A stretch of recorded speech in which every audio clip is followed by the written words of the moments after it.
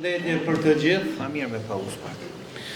Unë kam bërë një kumtesë lidhur me kontributin e mësuseve, kadrije, hava dhe musherefe qerimi për shkollën shqipe në komunën e Preshevës. Këto 3 mësuse janë të një familje preshevare, përparimtare, tarsimuara dhe të shkolluara. Para luftës së dytë botërore, Preshevën e karakterizon brapametoria e përgjithshme, arsimore dhe përqindja e madhe e popullatës analfabete. E gjithë kjo ishte rezultat i sundimit otoman, e më vonë i sundimit të mbretërisë sërbe dhe sërbëve, si dhe në ish Jugoslavi, të cilët jo vetëm që nuk lejonin shkollimin e shqiptarëve, por donin asimilimin e tyre në turq apo edhe jugoslav. Në teritorin e luginës së Preshevës u hapën shkolla sërbe, turke, dedikuar fëmijëve shqiptar. Shkolla e parë shqipe në historinë e popullit shqiptar në luginën e Preshevës hapet më 7 shkurt të vitit 1945 në objektin Vila Letafet, pronë e një përparimtari edhe pse ishte tregtar, Abdullah Haxhi Veliut. Mësuesit e parë ishin Hilmi Qerimi, Abdullah Ukshini, Tajar Zulfiu dhe Hoxha Demirali Ramadani. Hapja e shkollës së parë shqipe në Preshevë bëhet në mënyrë zyrtare dhe solemnisht ku fjalën e rastit për rëndësinë e shkollës në gjuhën amtare e mbajti Abdullah Krashnica, sekretar i Komitetit të Partisë Komuniste të Jugosllavisë në Preshevë, por një burr hero dëshmor i kësaj ane. Po vazhdoj me mësusën e parë. Kadrije Kelmendi Qerimi.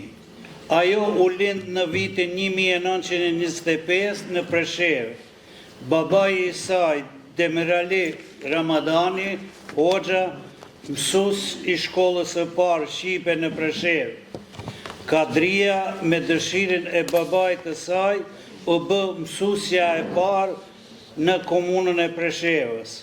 Madje babai i saj gjatë viteve 1951-56 ishte myfti i Bashkisë Islame në Preshevë, i cili ishte hoxh përparimtar dhe në aksionin shoqëror të heqjes së Ferexhes më 1955-56, vajzës së vet Kadrije Ramadani i ahoqi Ferexhen për t'i dhënë shembull popullatës shqiptare që të veprojnë si ai. Pra, ai ishte një luftëtar i emancipimit të femrës shqiptare dhe u tregoi popullit të Preshevës me shembullin e tij që edhe ajo të shkohet dhe emancipohet. Kadrije Qerimi, kur e hoqi Ferexhen, dolin në qytet, edhe pse e shikonin me befasi si vajzën e hoxhës, shumë prej qytetarëve e pranun dhe veprun si hoxha, ndërsa Kadrije Qerimi kryelar shetiti në qytet pa Ferexhe.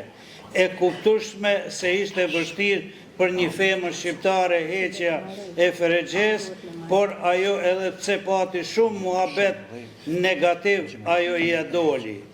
Në procesin edukativ, arsimor u inkuadru me fillimin e shkollës së parë shqipe në gjuhën shkollës së parë shqipe në vitin shkollor 47-48 në Preshevë. Në arsim punoi deri në vitin 1964. Pas shumë vitesh u pensionuar dhe ndroi jetë më 2004. Hava Hyseini Qerimi, e lindur më 1938 Preshev, nga familja e shehlerëve të Preshevës. Me hapjen e shkollës së parë shqipe në Preshev, ishte nxënësja e gjeneratës së parë në këtë shkollë, por më vonë edhe mësuese. Dhe shkollën fillore e kreu në Preshev më 51-52. Pastaj si mësuese u transferu nga shkolla fillore e Preshevës në shkollën e Rahovicës. Banorët e fshatit Rahovicë kishin besim shumë tek ajo, se kishte edhe vajza që vijonin mësimin në atë kohë, ishte zgjedhur për punën e saj edhe këshilltare e Kuvendit Komunal të Preshevës. Banorët kërkuan vijimin e kurseve shëndetësore për vajzat e rritura dhe me mbulesë, por me kush që ajo ta mbaj kursin. Këto kurse janë mbajtur deri në fund nën udhëheqjen e saj. Pas 2 vitesh punë në Rahovicë punsohet edhe kusherira e saj Musherefe Qerimi Sadullahu. Pas 4 vitesh në Rahovicë u transferu në Preshev si mësueshte, ashtu që punoi deri më vitin 62-63. Vdiq më vitin 2023. Musherefe Qerimi Sadullahu u lind në Preshev më 1935 në një familje zejtarësh. Ishte nxënësja e shkollës së